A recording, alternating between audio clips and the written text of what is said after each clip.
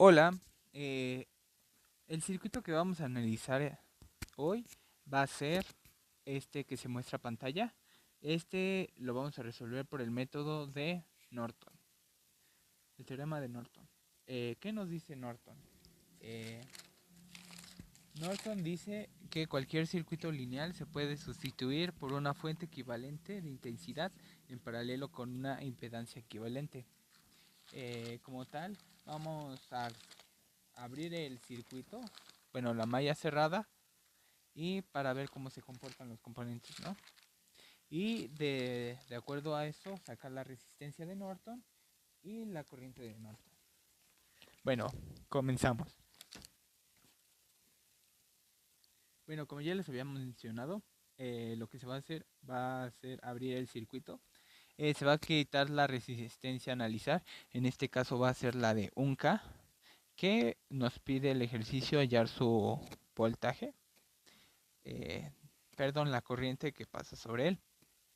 Eh, bueno, quitamos las, bueno, de acuerdo con el teorema de Norton, eh, las fuentes de voltaje se cortocircuitan y las fuentes de corriente se abren. Bueno, se quitan. Bueno, quedaría como este circuito. Este circuito no está cargado por ninguna corriente ni por ningún voltaje. Lo único que tenemos son las resistencias. El teorema de Norton lo que se va a hacer es sumar las inversas por la inversa de las mismas. Y esto nos va a dar la resistencia de Norton. Bueno, aquí tengo la fórmula. Está muy... Está como resumida. Por ejemplo, acá manejamos kilo ohms. Y aquí yo lo puse, le quité eso. eh, pero es como un detalle para simplificar y no nos equivoquemos tanto. Como todo está en términos de kilo ohm, pues no hay problema de ponerlo así. En dado caso de que alguna no estuviera en kilo ohms, ahí sí habría problema. Pero no es el caso. Entonces ya sabemos que al final que el resultado nos va a dar va a ser en kilo ohms, ¿no? Ok, aclarado ese punto, tenemos que nuestra resistencia de Norton es de 1.38 kilo ohm. Eh, Después lo que se va a hacer es, se van a añadir las fuentes, pero sin agregar la resistencia que vamos a analizar. Aquí queda una resistencia volando. Eso quiere decir que se va a anular. ¿Por qué? Porque no está cerrando bueno, su circuito. Eh, entonces, pues como tal no está siguiendo, bueno, no está pasando la corriente. Eh, bueno, eh, como ya vemos, entonces nos quedaría solo estas dos mallas con su respectiva fuente de corriente y de voltaje. Bueno, aquí ya tenemos el ejemplo de 36 volts y esto es lo que nos quedaría. Eh, claro, muy resumido.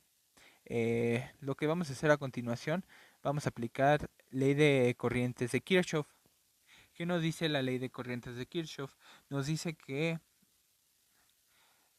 es la suma de las corrientes que entran en un nodo es igual a las corrientes que salen. Entonces, pues aquí tenemos el ejemplo, ¿no? B1 siempre va a ser igual al voltaje de fuente. Bueno, en este caso, que es de 36 volts, eh, como vamos a aplicar la ley de corrientes de Kirchhoff, tenemos que las corrientes que van a entrar al nodo va a ser I1 y I2, como se muestra en la fórmula. Y la única que sale es I3, entonces van a ser igual a I3. Bueno, tenemos que la corriente es igual a la diferencia de potencial entre la resistencia. Entonces lo que vamos a hacer es reemplazar las corrientes y lo vamos a poner en términos de voltaje, ¿no? De voltaje y de resistencia.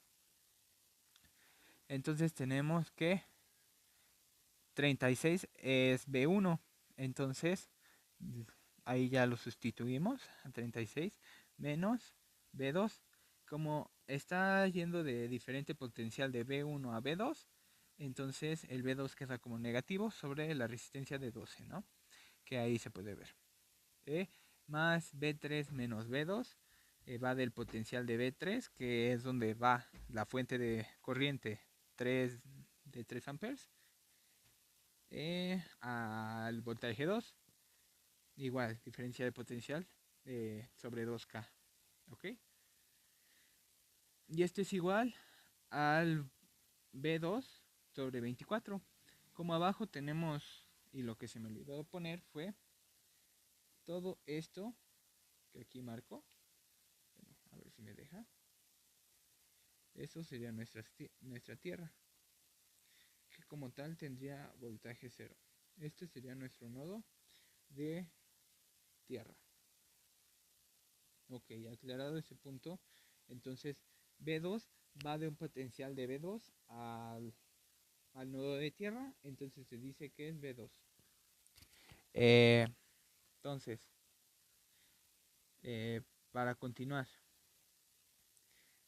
pasamos todo lo que esté negativo al lado de la igualdad para que pase positivo. O simplemente pues dejamos el 36 solo, ¿no? Ok.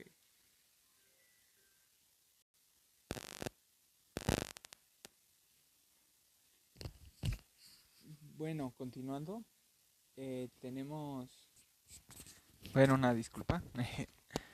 Bueno, continuando, tenemos que dividiendo 12K entre 36 nos da 3 miliamperes. Eso pues, como estamos dividiendo voltaje sobre una resistencia, sería como tal una corriente, ¿no? Eh, bueno, pues tenemos nuestro B3 sobre 10K y todo lo que pasamos rezando lo pasamos al otro lado, ¿no? Entonces, después tenemos, lo separamos en términos de B2, vamos a factorizar, más bien. Se quedan los 36 entre 12, que es igual a la suma, bueno, de la inversa de las resistencias, se podría decir así, con su respectivo signo. Y estas multiplicadas por B2 menos un medio de B3. Esto nos da 3 miliamperes igual a menos un... Bueno, la otra fórmula sería... 3, bueno, ya resolviendo esto sería 3 miliamperes igual a menos un medio, un décimo más un medio de B3 menos un medio de B2. Ya teniendo esto nos da un sistema de ecuaciones, ¿no?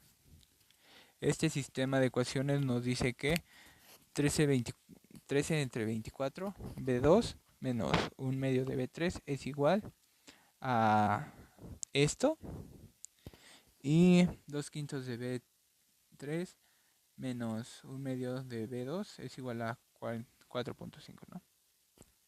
Bueno, nuestra corriente de Norton nos quedaría de 4.5 miliamperes. Bueno, esto ya resolviendo esta malla, ¿ok? Eh, bueno, eh, vamos a aplicar la fórmula de divisor de corriente en, en el nodo marcado de 1K, y nos dice que, bueno, aquí voy a realizar un circuito que sería el circuito de Norton y lo analizamos. Bueno, nuestro circuito quedaría así. Tenemos nuestra fuente de corriente que es de 4.5 miliamperes, como había dicho, como se aplicaba la ley de Norton, que nos decía que cualquier circuito lineal se puede sustituir por una fuente equivalente de intensidad en paralelo con una impedancia equivalente.